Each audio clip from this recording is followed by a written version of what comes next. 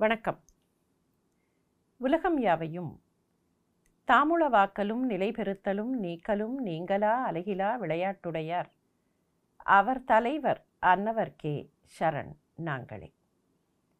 இன்றைய நம்முடைய கம்பராமாயண வகுப்பில் அனுமன் சீதையை தேடிக்கொண்டிருக்கிற நிலையையும் அதைத் தொடர்ந்து சீதைதான் என்று ஊர்ஜிதப்படுத்திக் கொள்கிற அந்த நிலையையும் காணப்போகிறோம்.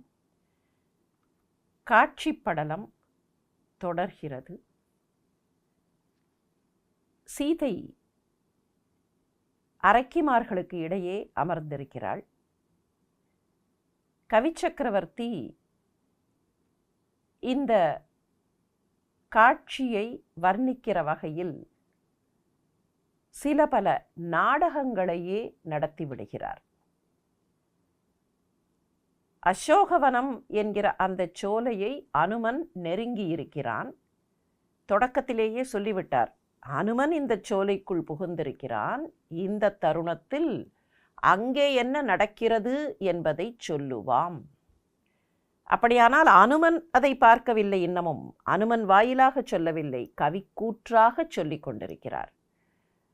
அங்கே என்ன நடக்கிறது? சீதை அமர்ந்திருக்கிறாள். சீதையினுடைய சிந்தனை எப்படி ஓடுகிறது? அவளை கொல்லாமல் கொல்லுகிற ராமன் நினைவுகள் எப்படி இருக்கின்றன?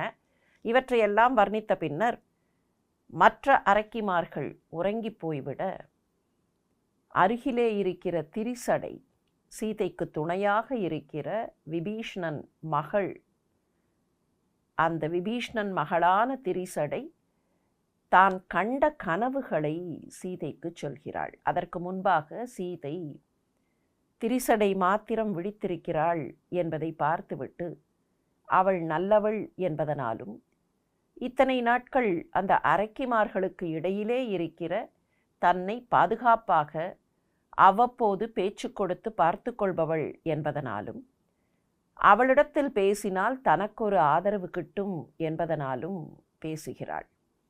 அப்படி அவளிடத்தில் பேசும்போது நான் சில நிமித்த குறிகளை கண்டேன். என்னுடைய கண்கள் துடித்தன. எப்போது வலது கண் துடித்தது, எப்போது இடது கண் துடித்தது என்பதையெல்லாம் சொல்லி, இப்போதும் கூட நல்ல நிமித்தம் போல தோன்றுகிறது, ஆனால் என்னுடைய விதி எப்படி இருக்கும் என்று தெரியவில்லையே என்று அங்கலாய்த்து பேசுகிறாள். சீதையினுடைய அந்த அங்கலாய்ப்புக்கு விடை சொல்வது போல திரிசடை தான் கண்ட கனவுகளை கூறுகிறாள். அந்த கனவுகள் தொடர்கின்றன. இல்லை, திரிசடை சொல்வது தொடர்கிறது.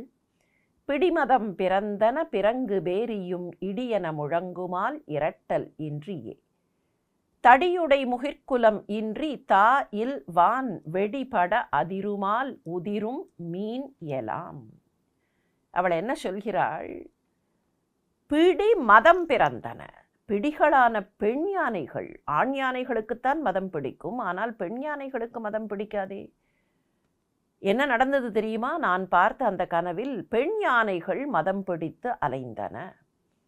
அதே சமயத்தில் ஆங்காங்கே அரண்மனை வளாகங்களிலெல்லாம் வைக்கப்பட்டிருக்கிற மிகப்பெரிய பேரிகைகள், அந்த பேரிகைகள் யாருமே அவற்றை முழக்காமல், யாருமே போய் அவற்றை தட்டாமல், எந்தவித இன்ஸ்டிகேஷன் ஸ்டிமுலேஷன் இல்லாமல் அவை தாமாகவே முழங்கத் தொடங்கிவிட்டன.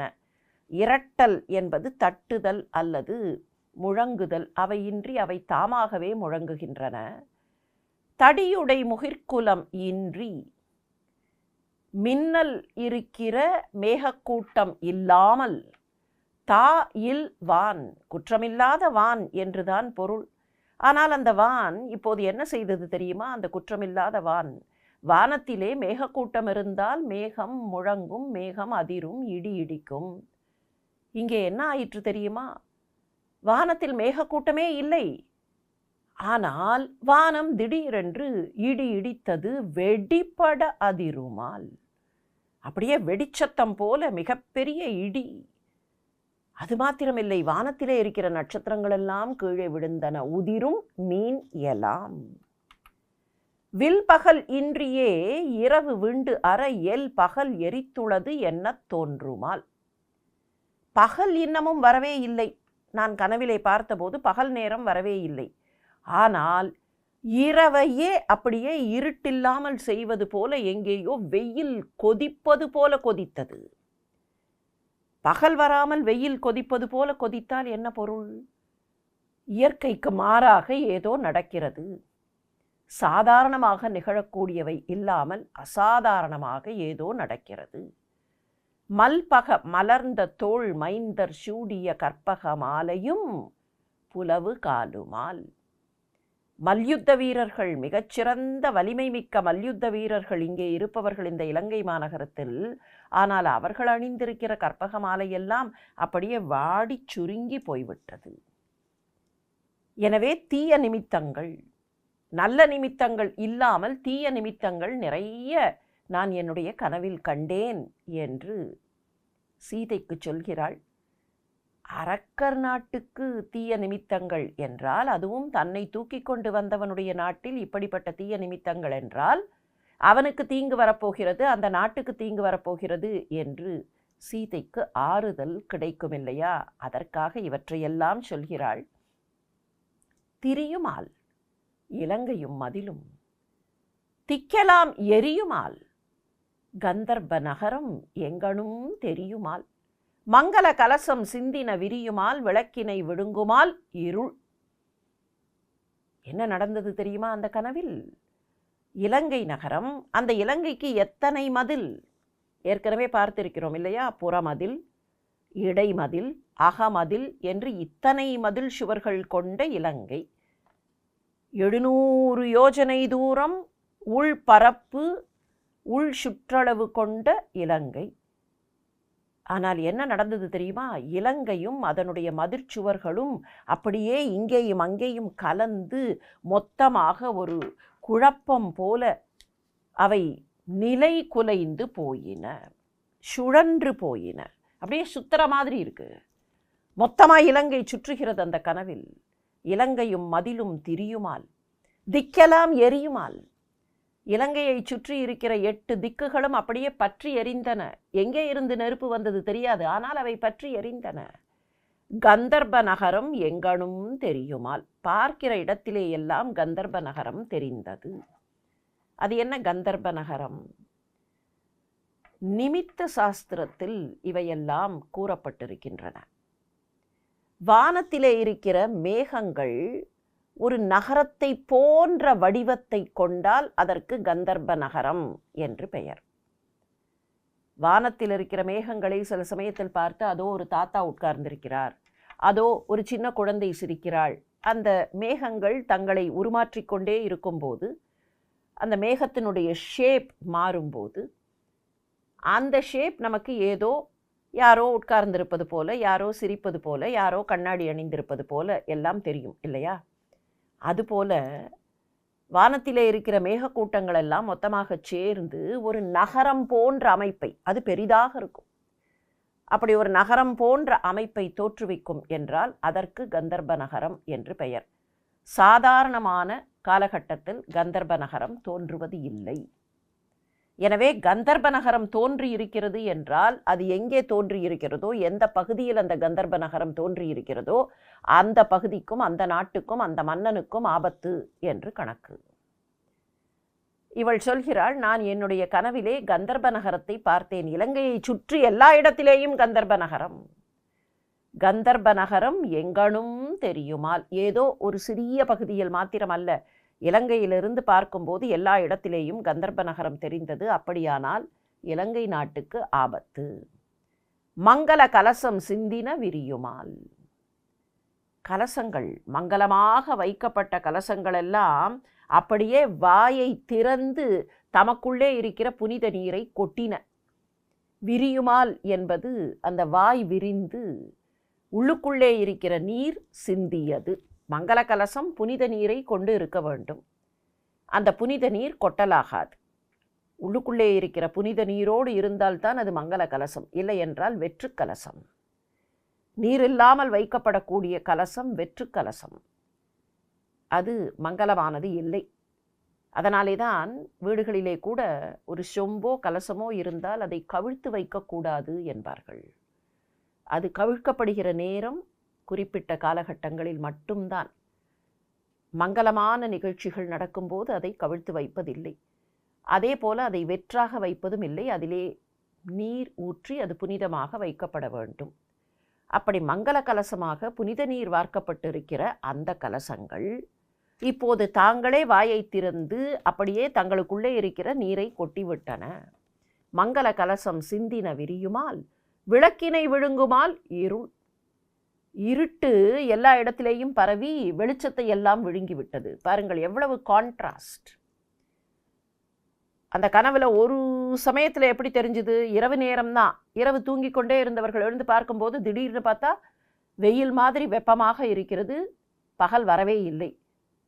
இன்னொரு பக்கத்தில் இருட்டு இருக்கிற விளக்கின் வெளிச்சத்தை எல்லாம் விழுங்கிவிட்டது. மொத்தமாக இருள் சூழ்ந்தது என்றால் அசாதாரணமான நிலைகள், அசாதாரணமான அமங்கலங்கள் நிகழ்வதை நான் பார்த்தேன்.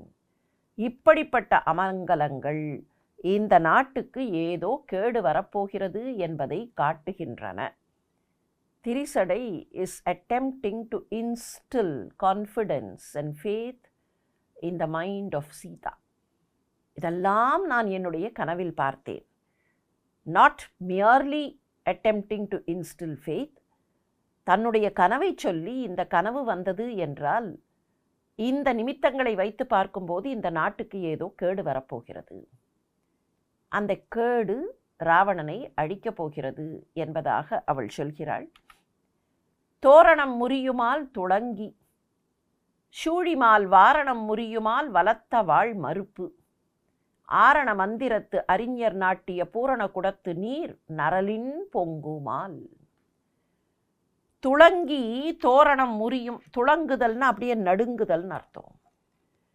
ஆங்காங்கே மங்கள தோரணங்கள் கட்டியிருக்கிறார்கள். அரண்மனை என்றால் எத்தனை தோரணங்கள், எவ்வளவு அலங்காரம் செய்திருப்பார்கள். அந்த தோரணங்கள் எல்லாம் தாங்களே நடுங்கி அப்படியே கீழே விழுகின்றன. துளங்கி தோரணம் முறியுமால்.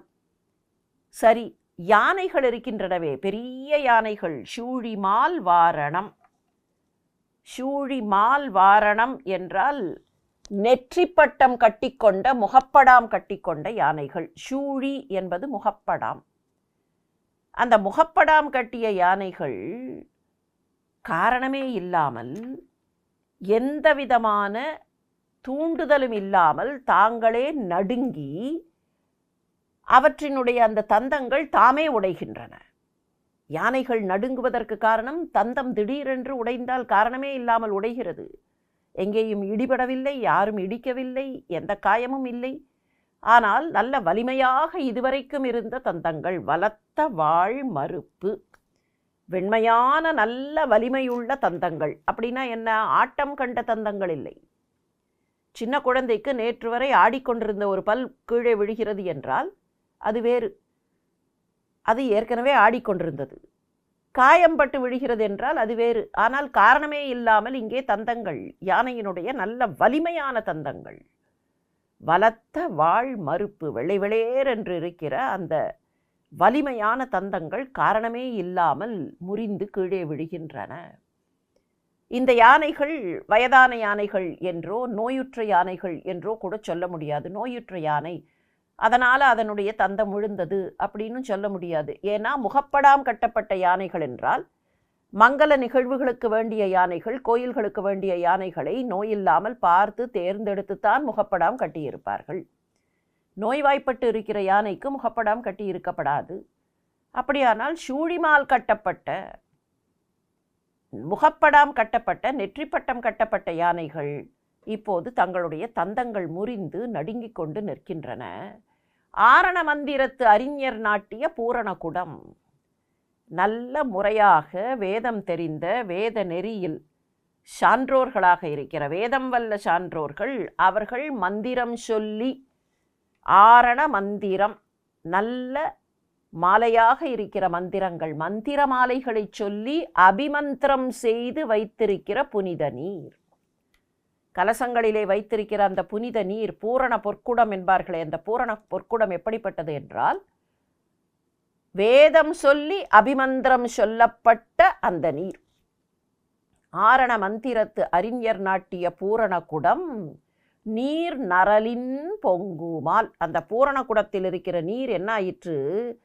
அது அப்படியே பொங்குகிறது. நீர் பொங்குமா என்றால் புளிக்கும்போது புளித்து போன ஒன்று பொங்கும் இல்லையா? தோசைக்கும் இட்லிக்கும் மாவரைத்து வைத்தால் கூட அது புளிக்க தொடங்கினால் பொங்கும். பெண்களுக்கு தெரியும். அதை பாத்திரத்தில் வைக்கும்போது புளித்து மேலே பொங்குகிற அளவு கொள்ள வேண்டும் என்று பெரிய பாத்திரத்தில் வைப்பார்கள். புளிக்கிற எதுவும் பொங்கி மேலே வரும். சாதாரண நீர், அதுவும் மங்கள நீர், மந்திரங்கள் ஜெபித்து அபிமந்திரம் சொல்லப்பட்டு வைக்கப்பட்ட நீர் புளிக்காது. நீங்கள் பார்க்கலாம், வீடுகளிலே கூட எங்கே இருந்தாவது புனித நீர் ஒரு சின்ன பாட்டிலில் கொண்டு வந்து வைத்திருப்பார்கள். அது நல்ல நீர், புனித நீர் என்கிற போது நதியிலே இருந்து எடுத்து கொண்டு வந்து வைத்தாலும் கூட எத்தனை ஆண்டுகளானாலும் அந்த நீர் அப்படியே இருப்பதை பார்க்கலாம். காற்றுப்பட்டாலும் கூட ஒன்றும் ஆகாமல் இருக்கிற அந்த புனிதத்தன்மை, அதனுடைய புனிதத்தன்மை சுற்றிலும் எதுவும் அண்டாமல் செய்துவிடும். ஆனால் இப்போது நீர் பொங்கி இருக்கிறது என்றால் வெறும் நீராக பொங்கவில்லை. பார்த்தால் அப்படியே புளித்து போய் புளித்ததனால் நுப்பும் நுரையுமாக இருக்கிறது. அதற்காக ஒரு வார்த்தையை போட்டார் கவிச்சக்கரவர்த்தி, நரலின் பொங்குமால். எப்படி கள் பொங்குமோ அப்படி பொங்கி இருக்கிறது. கள் என்பதே புளிப்பேற்றப்பட்டது தானே இல்லையா? பழச்சாறு புளிப்பேற்றப்படுகிறது. பழச்சாரோடு கலக்கக்கூடிய மற்ற பொருட்களை எல்லாம் புளிப்பேற்றும் போதுதான் அது கல்லாக மாறுகிறது. சாதாரணமாக ஒரு பழமொழி உண்டு, காய்ச்ச பொங்குவது கூழ், காய்ச்சாமலே பொங்குவது கள் என்பார்கள். கூழ் காய்ச்சினால்தான் பொங்கி வரும். கூழை நன்றாக வைத்து அடுப்பில் வைத்து காய்ச்சி அது வெந்து வரும்போது அப்படி பொங்கும். பாலும் கூட அந்த வெப்பம் பட்டால் பொங்கும். ஆனால் கள் இருக்கிறதே, அதற்கு வெப்பமே தேவையில்லை, காய்ச்சவே வேண்டாம். ஆனால் அந்த புளிப்பிலேயே அது பொங்கி வரும். அப்படி இப்போது பூரண குடங்களிலே இருக்கிற மங்கள நீர் பொங்கிக் கொண்டிருக்கிறது. ஆரண மந்திரத்து அறிஞர் நாட்டிய பூரண குடத்து நீர் நரலின் பொங்குமால். அப்படியானால் தீய நிமித்தங்கள் எல்லா இடத்திலேயும் காணப்படுகின்றன. பல வகையான தீய நிமித்தங்கள்.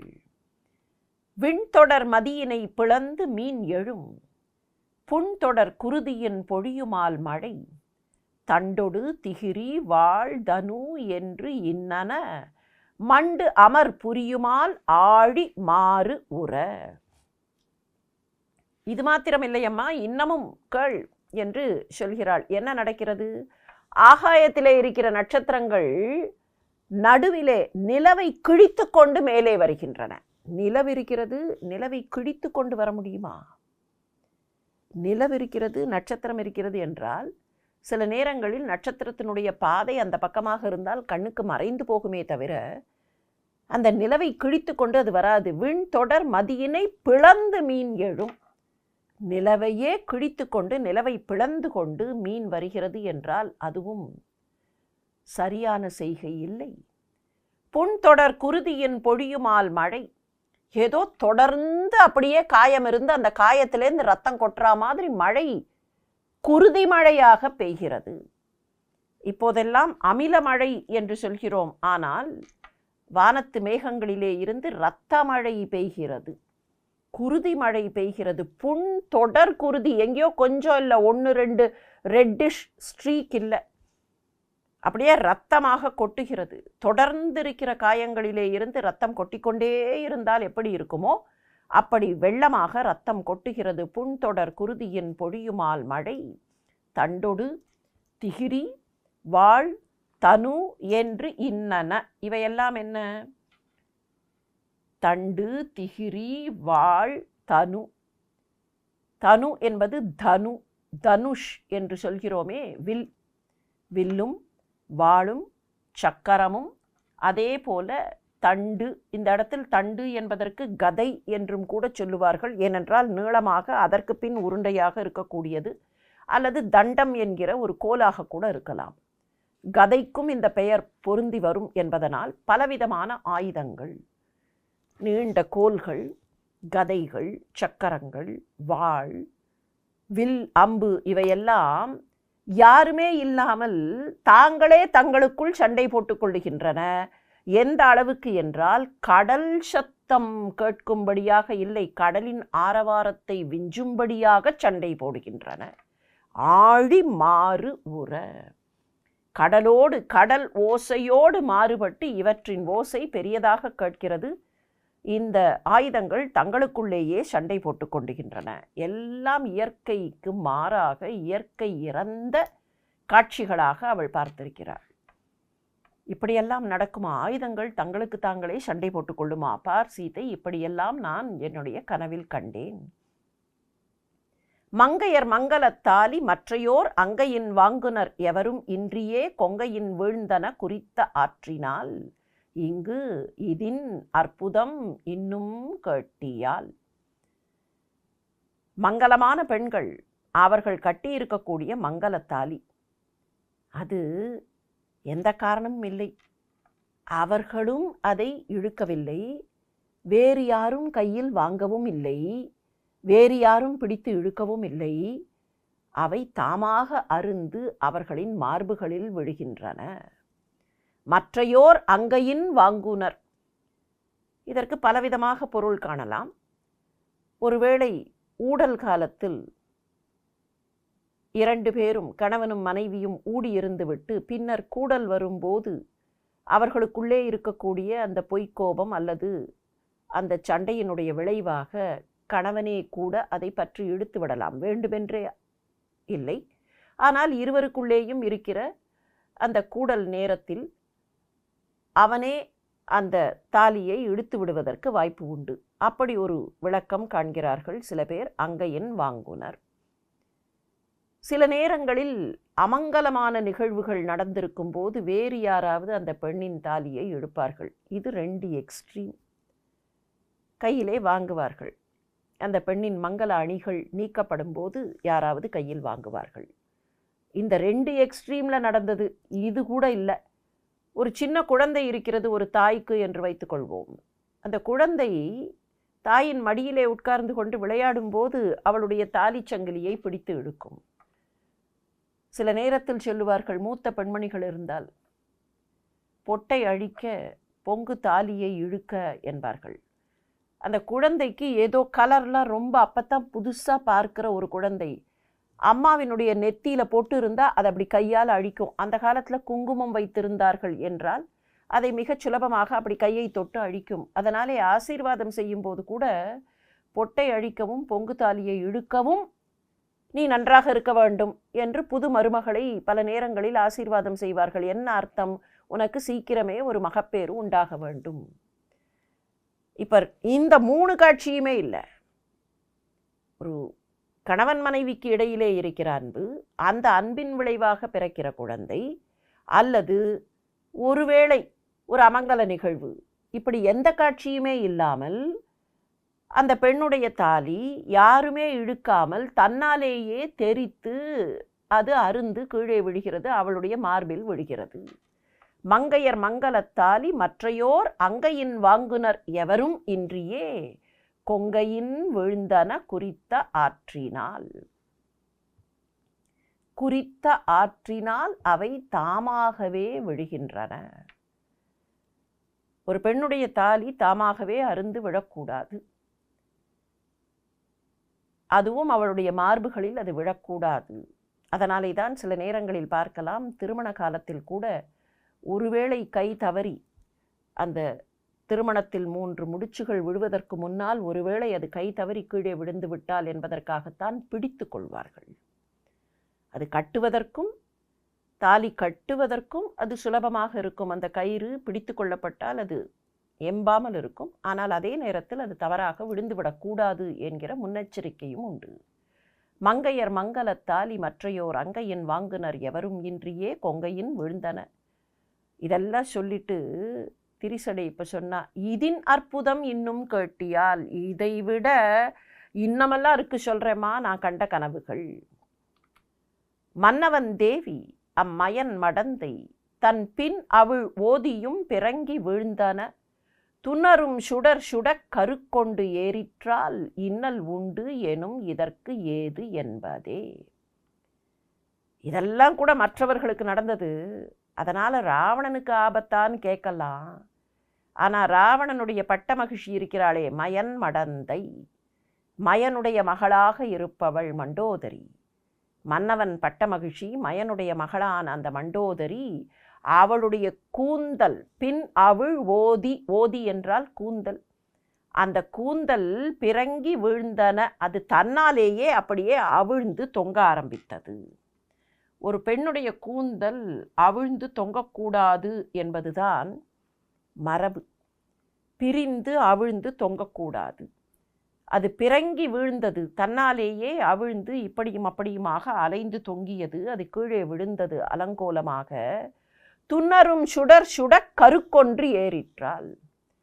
அது வெறுமே அவிழ்ந்து விழுந்தது மாத்திரம் அல்ல, ஏதோ நெருப்பு பற்ற வைக்கப்பட்டது போல திடீரென்று அதை நெருப்பு பற்றி கொள்ள, அப்படி நெருப்பு பற்றி அந்த கூந்தல் தீந்து போக, கருகி போக, அந்த புகை நாற்றம் எல்லா இடத்திலேயும் பரவியது.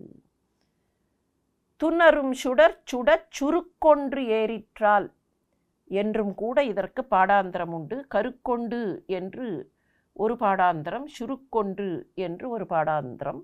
சுருக்கொண்டு ஏறிற்றால் என்றால் சுரு என்பது முடியை குறிக்கும்.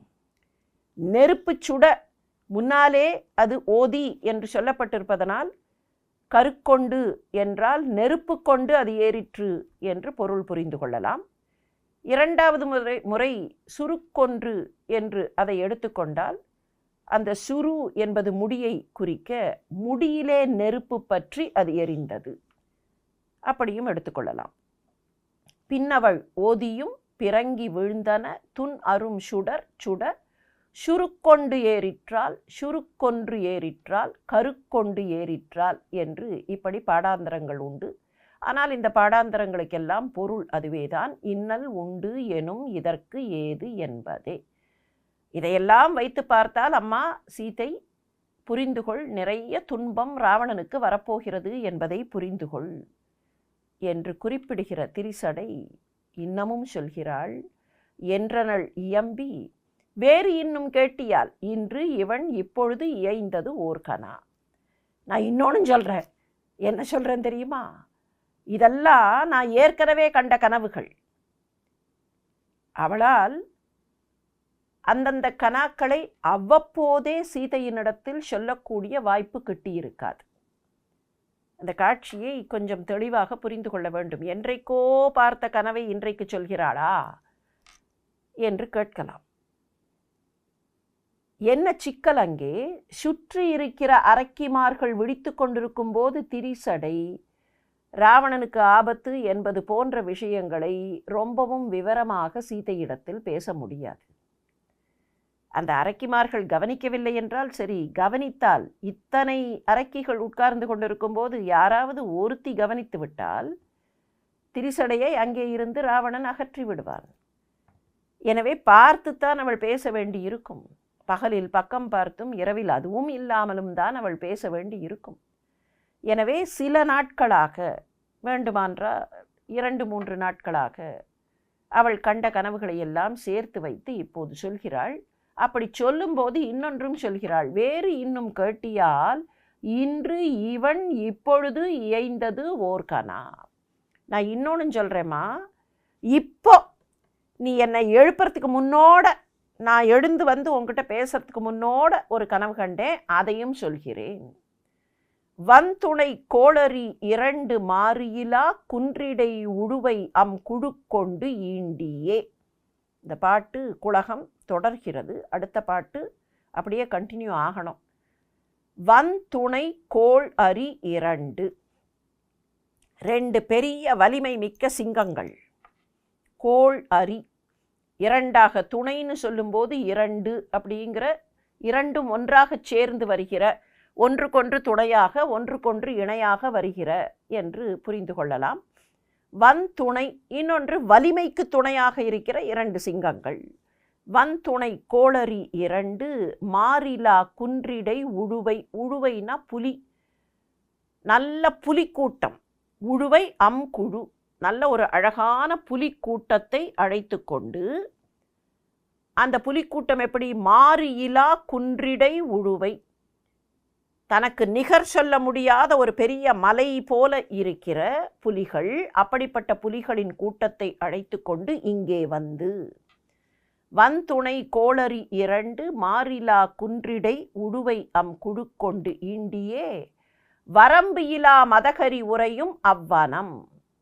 எங்கே வந்தன? நல்ல மதம் பிடித்த யானைகள், வலிமை மிக்க மதம் நிறைந்த யானைகள் வாழக்கூடிய ஒரு பெரிய காட்டுக்கு பக்கம் வந்தன. இப்போ காட்சி என்ன? ஒரு பெரிய காடு. அந்த காட்டில் நிறைய யானைகள், நல்ல பலம் பொருந்திய யானைகள். அந்த பலம் பொருந்திய யானைகள் இருக்கிற காட்டை நெருங்கின 2 சிங்கங்களும், அந்த சிங்கங்களோடு வருகிற ஒரு பெரிய புலிக்கூட்டமும். அப்படி வந்த அந்த புலிக்கூட்டமும் சிங்கங்களும் நிறம்புற வளைந்தன. நிறம்புற வளைந்தன, நெருக்கி நேர்ந்தன. அந்த வனத்தை சுற்றி அப்படியே வளைந்து, சுற்றி வளைத்து கொண்டு அப்படியே நெருக்கின. வரம்பரு பிணம்பட கொன்ற. அது மாத்திரமில்லை, என்ன செய்தன? அந்த யானைகளை எல்லாம், மதம் பிடித்திருந்த அந்த யானைகளை எல்லாம் கொன்றன. அவற்றை பிணமாகுமாறு கொன்று, அதன்பின் மாறிலா புறம் புக இருந்தது ஓர் மயிலும். அங்கே இருந்த ஒரு மயிலை அழைத்து கொண்டு மாறில்லாத ஒரு அழகான நகரத்திற்கு, குற்றமில்லாத ஒரு அழகான நகரத்திற்கு அவை போயதால். எவ்வளவு அழகான காட்சி பாருங்கள். 2 சிங்கங்கள் கூட வரக்கூடிய ஒரு பெரிய வலிமை மிக்க புலிக்கூட்டம். அவை வந்து யானைகள் இருக்கிற ஒரு காட்டை சூழ்ந்து கொண்டு அந்த யானைகளை கொன்று குவித்துவிட்டு அங்கே இருக்கிற ஒரு மயிலை அழைத்து கொண்டு அழகான ஒரு நகரத்திற்கு சென்றன.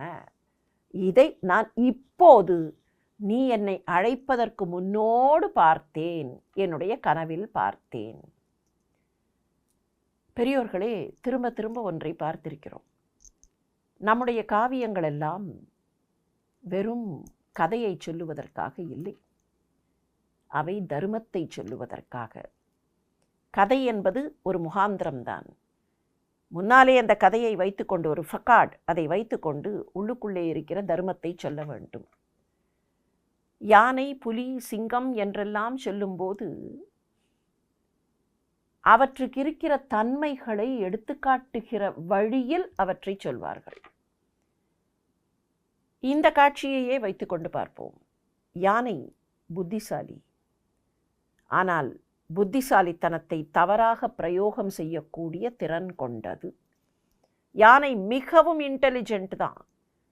அதை ட்ரெயின் பண்ணி மனிதர்கள் செய்யக்கூடிய வேலைகளை செய்ய வைக்கலாம். ஆனால் அதே யானைக்கு மதம் பிடித்தால் யார் தன்னை ட்ரெயின் பண்ணினார்களோ அவர்களையே போட்டு அடிக்கும். அந்த இன்டெலிஜென்ஸ் சரியா சேனலைஸ் ஆகலைன்னா அது தாறுமாறாக நான் பலம் பொருந்தியவன், நான் அறிவாளி என்கிற அந்த ஆணவத்தில் போய் நிற்கும். யானையினுடைய தன்மை அதுதான். அது வெரி இன்டெலிஜென்ட். ஆனால் ஐ ஹாவ் த இன்டெலிஜென்ஸ் என்கிற ஆணவத்தில் நிறைந்தது. எனவேதான் மதம் பிடிக்கக்கூடியது. அந்த வார்த்தையை பாருங்கள், மதம் பிடிக்கும். இங்கே என்ன? வரம்பிலா மதகரி, நிறைய யானைகள். ஆனால் மதம் பிடிக்கக்கூடிய அளவிலான யானைகள் உரைகிற ஒரு காடு. அந்த காடு என்ன? அரக்கர்கள், எங்களிடத்தில் பலம் இருக்கிறது. ராவணன், என்னிடத்தில் பலம் இருக்கிறது, நான் சூப்பர் இன்டெலிஜென்ட். அதனால தான் வாயு தேவனை கட்டுப்படுத்துவேன், அக்னி தேவனை கட்டுப்படுத்துவேன், சூரியனை கட்டுப்படுத்துவேன், பிரம்மாவை கூட பஞ்சாங்கம் படிக்க வைப்பேன். I will control nature. I will control everyone else. I will control everything else because I am intelligent. இந்த நினைப்பு தானே அரக்க நினைப்பு. பல நேரங்களில் மனிதர்களுக்கும் வந்து விடுகிற நினைப்பு. என்னிடத்தில் வீரம் இருக்கிறது, என்னிடத்தில் அறிவு இருக்கிறது. இந்த அறிவும் வீரமும் குவாலிட்டிஸ் என்று எடுத்துக்கொண்டால், அல்லது ஆர்னமெண்ட்ஸ் என்று எடுத்துக்கொண்டால், அல்லது பெனிஃபிட்ஸ், கிஃப்ட் என்று எடுத்துக்கொண்டால், இவற்றை வைத்துக்கொண்டு மற்றவர்களுக்கு நன்மை செய்ய வேண்டுமே தவிர, இவற்றை வைத்துக்கொண்டு மற்றவர்களுக்கு தீமை செய்தால் அது அரக்க குணம். அந்த அரக்கத்தன்மை நிறைந்தவனாக இருக்கிற ராவணனும் ராவணனுடைய அந்த இலங்கையும் மதகரி உறையும் வனம். அவன் மதகரி, அது மதகரி உறையும் வனம். இப்ப 2 சிங்கங்கள் நேர்மையானவை, அரசாட்சி செய்யக்கூடிய தன்மை பொருந்தியவை. எனவே அரசகுலத்தைச் சேர்ந்தவர்களாக இருக்கிற அண்ணன் தம்பி இருவரும், ராமனும் இலக்குவனும் 2 சிங்கங்கள். அந்த சிங்கங்கள் வலிமை மிக்க புலிக்கூட்டத்தை அழைத்து கொண்டு வருகின்றன. புலிக்கும் சிங்கத்துக்கும் இருக்கிற வித்தியாசம், சிங்கத்துக்கிட்ட இருக்கிற அந்த நேர்மையும், அந்த ஒரு தன்னை சுற்றி இருப்பவர்கள் பத்திரமாக இருக்கிறார்களா என்று பார்க்கிற தன்மையும் புலிக்கு கிடையாது. கொஞ்சம் ரேஷ்னாலிட்டி, ஆனால் புலியை கண்ட்ரோல் பண்ணால் சரியாக இருக்கும். புலியை கண்ட்ரோல் பண்ணால் சரியாக இருக்கும். இந்த புலிக்கூட்டம் என்ன? வானர கூட்டம். வானர வீரர்கள் கூட வருகிறார்கள். தனியாக விட்டால் இங்கே குதிக்கும், அங்கே குதிக்கும், அங்கே போகும், இங்கே போகும், மரத்தை பிடிச்சி இழுக்கும். ஆனால் அதே குரங்கு கூட்டத்தை கண்ட்ரோல் பண்ணால் வலிமை மிக்க புலிக்கூட்டமாக அது இருக்கும். 2 சகோதரர்கள் புலிக்கூட்டத்தை அழைத்து கொண்டு பெரிய காட்டை சுற்றி விட்டார்கள். அந்த காட்டில் இருக்கிற யானைகளை எல்லாம் அழித்துவிட்டு, நிறம்புற வளைந்தன நெருக்கி நேர்ந்தன வரம்பரு பிணம்பட கொன்ற பின்னர் என்ன செய்தன? ஒரு மயிலை அழைத்து கொண்டு மாறிலா புறம் புக்கன. அங்கே இருக்கிற மயில், சீதை என்கிற மயிலை அழைத்து கொண்டு மாறிலா புறம். மாறுனா பகை, எதிர்ப்புன்னு சொல்லலாம். மாறுபடு சூரரை என்று தானே அருணகிரிநாதர் பாடுகிறார். மாறுபடு சூரரை வதைத்த முகம் ஒன்று. தன்னிடத்திலிருந்து மாறுபடக்கூடியவர்கள் என்றால் பகைவர்கள். அயோத்தி எப்படிப்பட்ட நகரம்? பகைமையே இல்லாத நகரம். அதனாலே தானே அதற்கு அயோத்தி என்றே பெயர். அயுத்தம். மாறிலா புறம் என்பது அயோத்தியை குறிக்கிறது. அந்த பெண் மயிலை அழைத்து கொண்டு அவர்கள் அயோத்தி புக்கார்கள் என்பது போல என்னுடைய கனவில் நான் பார்த்தேன். இதுவரைக்கும் தீய நிமித்தங்கள் ராவணனுக்கு என்பதை சொன்னவள், இப்போது ராமனுக்கும் இலக்குவனுக்கும் சீதைக்கும் நல்ல நிமித்தங்கள் என்பதையும் பார்த்தேன் என்கிறாள். 1000 திருவிளக்கு அமையமாட்டிய சேயொளி விளக்கம் ஒன்று ஏந்தி செய்யவள் நாயகன் திருமனை நின்று நன்னுதல் மேயினள் வீடனன் கோயில் மென்சொலாய். மென்மையான சொற்களை கொண்டவளே சீதை, நான் பார்த்த கனவில் இன்னொன்றும் சொல்லட்டுமா? இந்த யானை கூட்டத்தை அந்த சிங்கங்கள் வந்து அழித்தபோது அது வரைக்கும் செய்யவள் தாமரை செல்வியாக இருக்கிற திருமகள், அவ எங்க இருந்தாலோ அந்த வீட்டை விட்டுட்டு புறப்பட்டா. அவ எங்க இருந்தா? நாயகன் திருமனை, இந்த இலங்கைக்கு நாயகனாக இருக்கிற ராவணனுடைய மாளிகையில் இருந்தவள். அவ என்ன செய்தா? 1000 திருவிளக்கு அமையமாட்டிய சேயொளி விளக்கம் ஒன்று ஏந்தி, நல்ல மங்களமான விளக்குகள் 1000 விளக்குகளை சேர்த்தால் என்ன ஒளியோ அந்த ஒளி கொண்ட ஒரு அழகான பிரகாசமான விளக்கை கையில் ஏந்தி கொண்டு அந்த திருமகளானவள் நாயகன் திருமனை நின்று அந்த ராவணனுடைய மனையிலே இருந்து புறப்பட்டு நன்னுதல் மேயினள். அங்கே இருந்து புறப்பட்டு வேறு ஒரு இடத்தை அடைகிறாள். நன்னுதல் என்றால் அடைதல். எங்கே போகிறாள்? வீடனன் கோயில் நன்னுதல் மேயினள். அவள் அங்கே இருந்து புறப்பட்டு என்னுடைய தந்தையான விபீஷ்ணனுடைய திருக்கோயிலுக்கு போவதை பார்த்தேன். ராவணன் மனையிலே இதுவரைக்கும் இருந்த திருமகள் அங்கே இருந்து ஐஸ்வர்ய தேவதை புறப்பட்டு இப்போது விபீஷ்ணன் கோயிலுக்கு போவதை பார்த்தேன். கையிலே விளக்கையும் ஏந்தி கொண்டு போகிறாள் என்றால் ராவணனுக்கு கேடு வரப்போகிறது, ராவணனை கேடு சூழப்போகிறது. பொன்மனை புக்க அப்பொறியில் போதினில் என்னை நீ உணர்த்தினை முடிந்தது இல். திரிசடை சைக்காலஜி நன்றாக தெரிந்தவள். அந்த திருமகள் அப்படி விபீஷ்ணன் கோயில், விபீஷ்ணனுடைய வீட்டு வாசலுக்கு, மாளிகை வாசலுக்கு போன அந்த சமயத்தில் பொன்மனை புக்க அப்பொருயில் போதினில், அந்த மாளிகைக்குள்ள அவன் நுழைந்த அந்த நிகரற்ற பொழுது, அந்த நிகரற்ற கணத்தில் என்னை நீ எழுப்பிட்டமா, என்னை நீ உணர்த்தினை, என்னை நீ என்னுடைய உணர்வு தோன்ற உறக்கத்திலே இருந்து எழுப்பிவிட்டாய். பொன்மனை புக்க அப்பொருயில் போதினில் என்னை நீ உணர்த்தினை முடிந்தது இல். கனவு இன்னும் முடியலை, ஆனால் அந்த கனவில் நல்ல நிமித்தங்கள் என்று அவள் சொல்ல, இப்போ சீதை சொல்கிறாள், அன்னையே அதன் குறை காண். அம்மா திரிசடை, அந்த கனவு மிச்சத்தையும் கண்டிட, இவ்வளவு நன்மையை சொல்கிற அந்த கனவு அதை மிச்சத்தையும் கண்டிட, அன்னையே அதன் குறை காண். தாயின் நல்லவளாக திரிசடை. முன்னமே கம்பநாட்டாழ்வார் குகனுக்கு சொல்லும்போது தாயின் நல்லான் என்று குறிப்பிட்டார். அதே போலத்தான் இந்த திரிசடை தாயின் நல்லவளாக சீதைக்கு இருக்கிறாள். தாய் எப்படி பார்த்து பார்த்து ஒரு குழந்தையை பராமரிப்பாளோ, மற்றவர்கள் அந்த குழந்தைக்கு எந்த பாதிப்பும் ஏற்படுத்தி விடாதவாறு பராமரிப்பாளோ, அப்படித்தான் திரிசடை அசோகவனத்தில் சீதையை பராமரிக்கிறாள். இப்போது சீதையே சொல்கிறாள். சீதைக்கு என்ன தோன்றுகிறது? இந்த நல்ல வார்த்தைகளை சொல்லி உயிர் கொடுக்கிறாள் இல்லையா? அம்மா, எனக்கு தாய் போல இருப்பவளே, அதன் குறை காண், அந்த கனவை முழுவதுமாக கண்டுவிடு என்று சொல்ல, என்று ஆயிழை இன்னமும் துயில்க என இரு கை கூப்பினாள். மிச்சம் தூங்குமா? திருப்பாவையிலையும் திருவம்பாவையிலையும் துயில் எழுப்புகிற காட்சி நிறைய வரும். இரண்டிலேயுமே ஒரு பாடல் உண்டு. இரண்டுக்கும் பொருத்தமாக இதிலேயும் ஒரு பாடல், அதற்கு நிகராக அதிலே ஒரு பாடல் என்று வரும். வெளியிலே நிற்கிற பெண்களை பார்த்து உள்ளே இருப்பவள் கேட்பாள், எல்லாரும் வந்துவிட்டார்களா? வண்ணக்கிளிமொழியார் எல்லாரும் போந்தாரோ? திருவம்பாவை.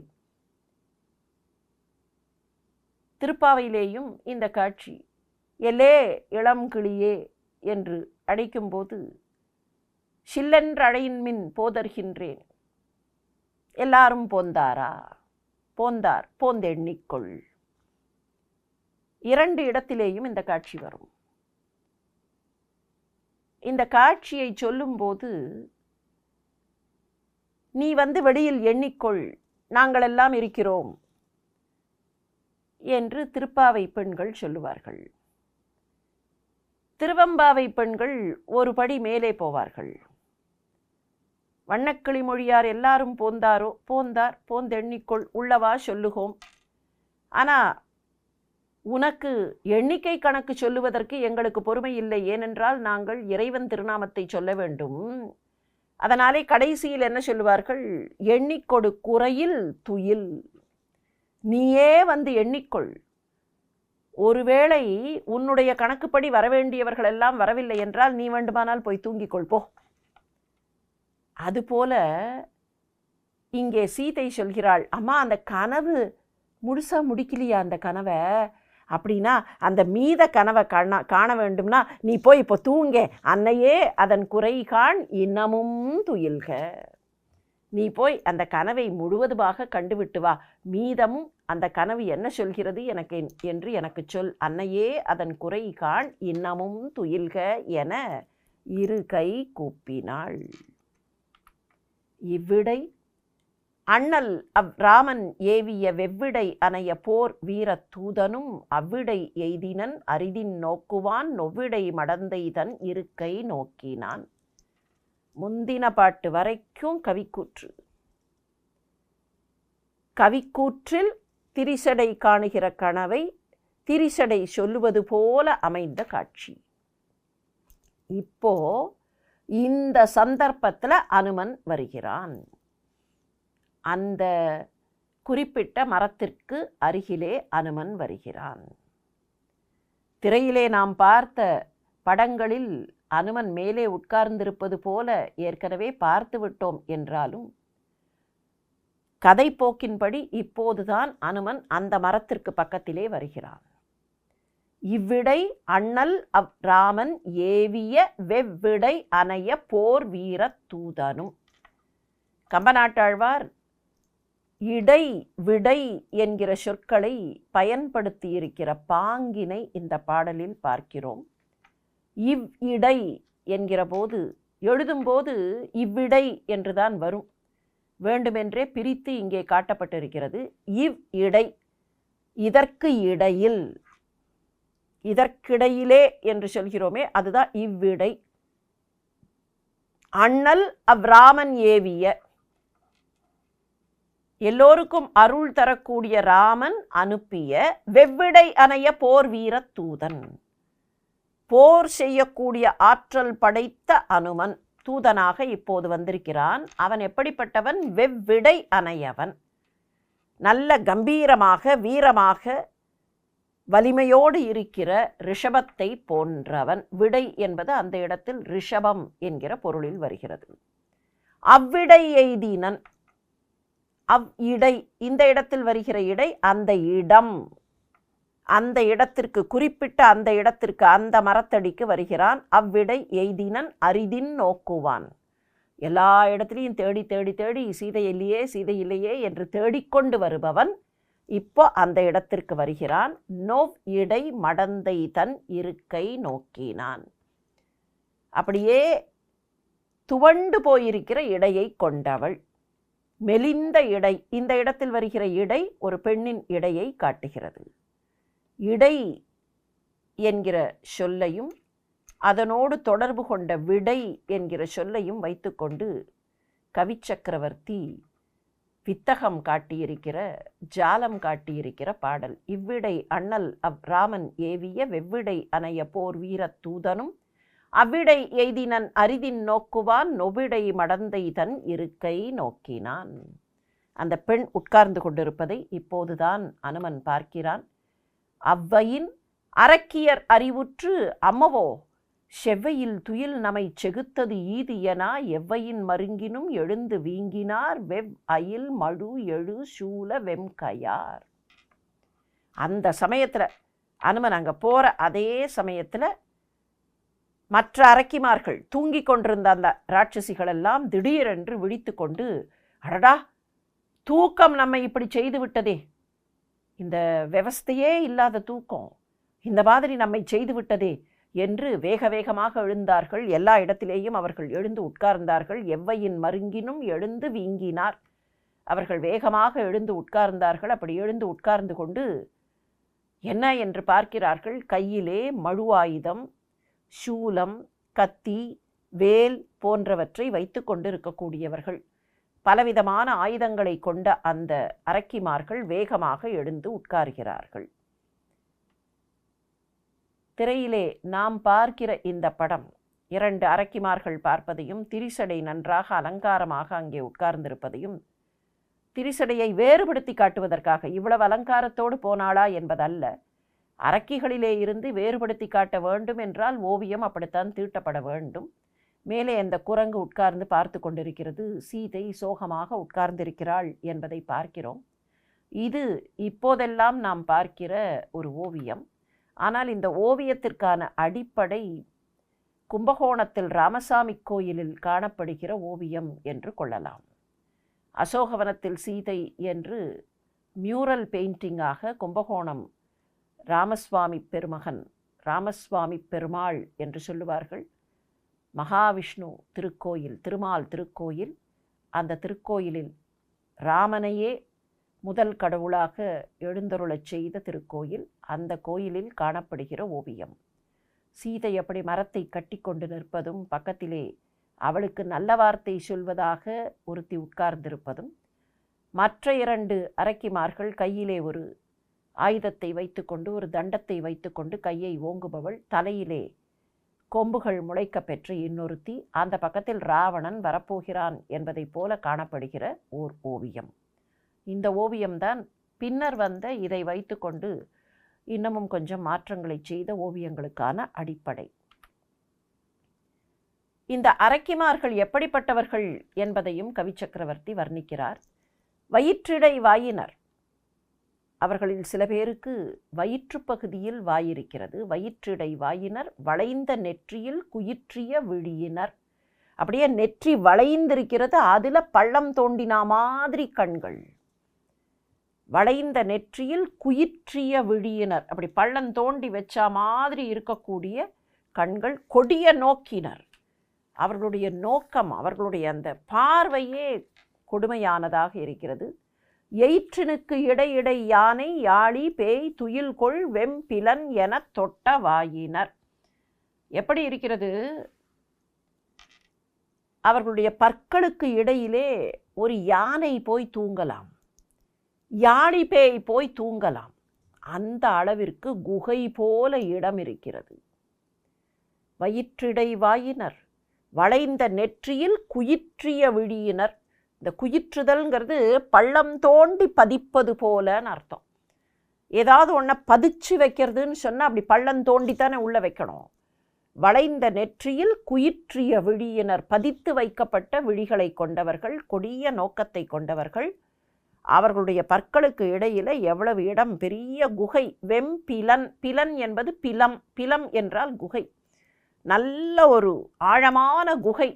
ஒரு யானை படுத்து தூங்குற அளவுக்கு இடம் இருக்குன்னு சொன்னால் அப்படி ஒரு குகை. துயில்கொள் வெம்பிலன். யானை துயில்கொள் வெம்பிலன் யாழிபேய் துயில்கொள் வெம்பிலன் என தொட்ட வாயினர். அப்படி இருக்கிற வாய், அத்தகைய தோற்றத்தை கொண்டவர்களாக. ஒரு பது கையினர். ஒற்றை சென்னியர். எல்லாருக்கும் இது, எல்லா அரக்கிமார்களும் ஒரே மாதிரி இல்லை. ஒரு சில பேருக்கு வயத்தில் வாய் இருக்குது, ஒரு சில பேருக்கு 10 கை இருக்குது. ஒரு பது கையினர். ஒரு 10 கையினர். ஒற்றை சென்னியர். சில பேருக்கு ஒரே ஒரு தலை இருக்குது, சில பேர் 2-3 பேருக்கு சேர்ந்து ஒரு தலை இருக்குது. ஒற்றை சென்னியர். 20 தலையினர். ஒரு ராட்சசிக்கு ஒரே ஒரு தலை தான், ஆனால் அவளுக்கு 10 கை. இன்னொருத்திக்கு பார்த்தா 20 தலை இருக்குது, 2 கை தான் இருக்குது. ஒரு 10 கையினர். ஒற்றை சென்னியர். 20 தலையினர். 2 கையினர். வெறுவரு தோற்றத்தர். மொத்தத்தில் பார்த்தா அப்படியே பயமுறுத்துகிற, அச்சுறுத்துகிற தோற்றத்தை கொண்டவர்கள். விகட வேடத்தர். சில பேரை பார்த்தா சிரிப்பு வர மாதிரி இருக்குது, சில பேரை பார்த்தா பயம் வர மாதிரி இருக்குது, சில பேரை பார்த்தா சிரிப்பு வருது. சிரிப்பு வர்றதுக்கு 2 காரணம். ஒன்று, அவர்களுடைய தோற்றம் அந்த மாதிரி இருக்குது. இன்னொன்று, அவர்கள் செய்து கொண்டிருக்கக்கூடிய அலங்காரங்கள். எதை எடுத்து கழுத்தில் போடணுமோ அதை எடுத்து தலையில் போட்டு, எதை எடுத்து தலையில் போடணுமோ அதை எடுத்து கையில் போட்டு, இப்படி மாற்றி மாற்றி அலங்காரங்களில் இருக்கக்கூடியவர்களை பார்த்தால் ஏதோ விகடம் காட்டுபவர்கள் போல. விகடம் காட்டுதல்னா என்ன? நையாண்டி செய்து வேடிக்கை காட்டக்கூடியவர்கள். அந்த மாதிரி வேடிக்கையாக நையாண்டியாக இருக்கிற வேடங்களை கொண்டவர்கள். சில பேர் அச்சுறுத்தும் தோற்றத்தை கொண்டவர்கள், சில பேர் சிரிக்க வைக்கிற தோற்றத்தை கொண்டவர்கள். பருவரை என முலை பலவும் நாற்றினார். அவர்கள் எப்படி இருக்கிறார்கள்? பெரிய யானைகள் போலவும் பருத்த மலைகளைப் போலவும் பருவரை என முலை பலவும் நாற்றினார். பெரிய பெரிய மலை மாதிரி இருக்கக்கூடிய மார்புகள். ஆனால் ஒரு பெண்ணுக்கு 2 மார்புகள் என்று இல்லாமல் நிறைய மார்புகள் கொண்டவர்களாகவும் அவர்களிலே சில பேர் இருக்கிறார்கள். மொத்தத்தில் அவர்களுடைய தோற்றம் இப்படித்தான்னு சொல்ல முடியாதபடிக்கு அச்சுறுத்தும்படியாக, வேடிக்கையாக, ஒரு இயற்கை நிலையில் இருக்கிற தோற்றமாக இல்லாமல் இயற்கை மீறிய தோற்றங்களாக. ஒரு 10 கையினர். ஒற்றை சென்னியர். 20 தலையினர். 2 கையினர். வெறுவரு தோற்றத்தர். விகட வேடத்தர். பருவரை என முலை பலவும் நாற்றினர். அப்படிப்பட்ட தோற்றங்கள் கொண்டவர்களாக இருக்கிறார்கள். சூலம் வாள் சக்கரம் தோட்டி தோமரம் காலவேல் கப்பணம் கற்ற கையினர். ஆலமே உருவு கொண்ட அனைய மேனியர். பாலமே தரித்தவன் வெறுவும் பான்மையர். கையில் பலவிதமான ஆயுதங்களை கொண்டவர்கள். சூலம், திரிசூலம். வாள் தெரியும், சக்கரம் தெரியும். தோட்டினா என்ன? தோட்டி என்பது அங்குசம்.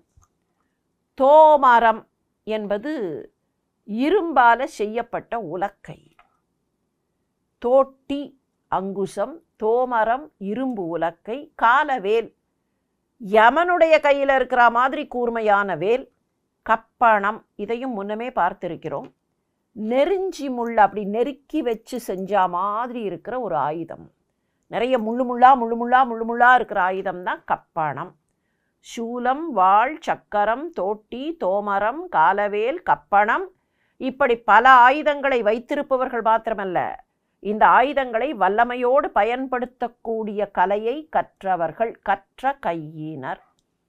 அவர்களுடைய கைகளுக்கு இந்த ஆயுதங்களை பயன்படுத்துவது கைவந்த கலை. கற்ற கையினர். கற்ற எது கற்கும்?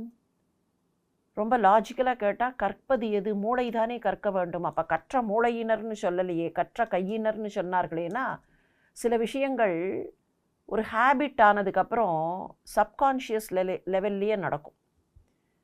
நீங்கள் சில விஷயங்களை பிரயோகப்படுத்துவது என்பது ஒரு பழக்கமாக மாறிவிட்ட பின்னர் அது பயிலக்கூடிய காலத்தில் மாத்திரம்தான் அதை கற்று பயில வேண்டும். அதற்கு பின்னர் இட் பிகம்ஸ் பார்ட். அதைத்தான் மசில் மெமரிம்பார்கள். சில விஷயங்களை செய்து பழக்கப்பட்டாச்சுன்னா அதுக்கப்புறம் அதை நினச்சி பார்த்து செய்ய வேண்டிய அவசியம் இல்லை, தன்னாலேயே அது செய்யப்படும். சைக்கிள் ஓட்ட கற்றுக்கொண்டு விட்டால் நீங்கள் சைக்கிள் ஓட்டுற ஒவ்வொரு தடவையும் நினச்சி பார்த்து ஓட்ட வேண்டியதில்லை, ஆட்டோமேட்டிக்காக அந்த கால் சுத்த ஆரம்பிச்சிடும். இதை எல்லா இடத்துலையும் பார்க்கலாம். அதுதான் கற்ற கையினர். அந்த கைக்கே தெரியும், கையே அதை செய்துவிடும். மசில் மெமரி என்றெல்லாம் இப்போது சொல்லுகிறோமே, அந்த மசில் மெமரி என்பது தொடர்பான விஷயம்தான் இது. காலவேல், கப்பணம், கற்ற கையினர். கைவேலை, கைவேலையாக, கை தன்னாலேயே அதை செய்யும். கைவேலை செய்யணும்னா மூளை அதை பற்றி நினச்சி எந்த இடத்துல என்னங்கிறது தெரியணும். ஆனால் கைவேலைன்னு தான் சொல்கிறோம், மூளை வேலைன்னு சொல்கிறதில்ல. காரணம் என்னன்னா, அந்த கையினுடைய பழக்கத்திலேயே அது செய்யப்படுகிறது. சூலம், வாள், சக்கரம், தோட்டி, தோமரம், காலவேல், கப்பணம், கற்ற கையினர் ஆலமே உருவு கொண்ட அணைய மேனியர். ஆலகால விஷத்தை எடுத்து ஒரு உருவம் பண்ணால் எப்படி இருக்குமோ அந்த உருவத்தை கொண்டவர்கள். ஆலமே உருவு கொண்ட அணைய மேனியர் பாலமே தரித்தவன் வெறுவும் பான்மையர். பாலமே தரித்தவன். பாலம்னா என்ன அர்த்தம்? ரெண்டு அர்த்தம் சொல்லலாம். ஒன்று மழுவாயுதம், இன்னொன்று கபாலம். கபாலம் என்பது பாலம்னு வரும். இந்த ரெண்டும் யார்கிட்ட இருக்குது? சிவபெருமான்கிட்ட இருக்குது. கையில் மழுவாயுதத்தையும் கபாலத்தையும் கொண்ட சிவபெருமானே கூட அச்சப்படும்படியான தோற்றத்தை கொண்டவர்கள். ஆலகால விஷத்தை அப்படி சுருட்டி எடுத்து சாப்பிட்டவர் சிவபெருமான். இவர்கள் ஆலகால விஷம் போல, அந்த வடிவம் போல இருப்பவர்கள். சொல்லிட்டு அந்த ஆலகால விஷம்னு சொன்னதுக்கு பொருத்தமாக கவிச்சக்கரவர்த்தி சொல்கிறார், ஆலகால விஷத்தையே வடிவம் பண்ணா மாதிரி இருப்பவர்கள் அந்த சிவபெருமானே இவர்களை பார்த்தால் அச்சப்படும்படியாக இருக்கும். ஆலமே உருவு கொண்ட அணைய மேனியர் பாலமே தரித்தவன் வெறுவும் பான்மையர். கரி, பரி, வேங்கை, மாக்கரடி, யாழி, பேய், அரி, நரி, நாய் என அணிமுகத்தினர். யானை முகம், குதிரை முகம், வேங்கை புலி முகம், கரடி முகம், யாழி முகம், பேய் முகம், சிங்கமுகம், நரிமுகம், நாய் முகம் என ஒவ்வொருத்திக்கும் முகம் விதவிதமாக இருக்குது. கரி, பரி, வேங்கை, மாக்கரடி, யாழி, பேய், அரி, நரி, நாய் என அணிமுகத்தினர். இந்த முகத்தெல்லாம் ஒன்று நாய் முகத்தோடு இருக்குது, ஒன்று சிங்க முகத்தோடு இருக்குது. பார்த்தாலே எவ்வளவு பயப்படும்படியாக இருக்கும். வெறின் ஒரு முகத்தினர். இதில் இன்னும் சில பேர் முகம் முதுகில் இருக்குது. வெறின்னா முதுகு. சில பேருக்கு முகம் எங்கே இருக்குது? முதுகில் இருக்குது. வெறின் ஒரு முகத்தினர். விழி கண் மூன்றினர். 3 கண் இருக்குது, 2 கண் இல்லை, 3 கண் இருக்குது. புரி தரு கொடுமையர். கொடுமை செய்யக்கூடியவர்கள், சீதைக்கு துன்பம் தரக்கூடியவர்கள். புகையும் வாயினர். வாயை திறந்தால் புகை வருது, வார்த்தை வரல, புகை வருகிறது. வெறின் ஒரு முகத்தினர், விழிகண் மூன்றினர், புரிதரு கொடுமையர், புகையும் வாயினர். எண்ணினுக்கு அளவிடல் அரிய ஈட்டினர், கண்ணினுக்கு அளவிடல் அரிய காட்சியர். பெண் என பெயர் கொடு திரியும் பெற்றியர், துண் என துயில் உணர்ந்து எழுந்து சுற்றினார். இப்படி பலவிதமான வடிவங்களோடு அங்கே தூங்கிக் கொண்டிருந்த அந்த ராட்சசிகள் எத்தனை பேர்னா கணக்கு பண்ண முடியாதான். எண்ணினுக்கு அளவிடல் அரிய ஈட்டினர். ஈட்டம்னா கணக்கு பண்ண முடியாத கூட்டம்னு அர்த்தம். கூட்டம்னா 10,000 பேர் இருந்தால் அது கூட்டம். இல்லை லட்சக்கணக்கான பேர் கணக்கு பண்ண முடியாது அப்படின்னா அது ஈட்டம். இங்கே அவர்கள் அப்படியே நெருக்கி கொண்டிருக்கிறார்கள். எண்ணினுக்கு அளவிடல் அறிய ஈட்டினர். எத்தனை பேர்னு எண்ண முடியாத அளவுக்கு அவ்வளவு பேரை ராவணன் அங்கே வைத்திருந்திருக்கிறான். சீதையை பயமுறுத்துவதற்காக இத்தனை ராட்சசிகள். இதில் ஒன்றை நினச்சி பார்க்கணும், ராட்சசி எல்லாமே இப்படித்தான் இருக்கும்னு நினைக்கக்கூடாது. ஏன்னா அனுமன் இலங்கைக்குள்ளே நுழைந்து இலங்கையை பார்த்து கொண்டே வரும்போது அங்கே அழகான அரக்கிமார்கள், மின்னல் இடை கொண்ட அரக்கிமார்கள் எல்லாம் இருக்கிறார்கள்னு பார்த்தோம்.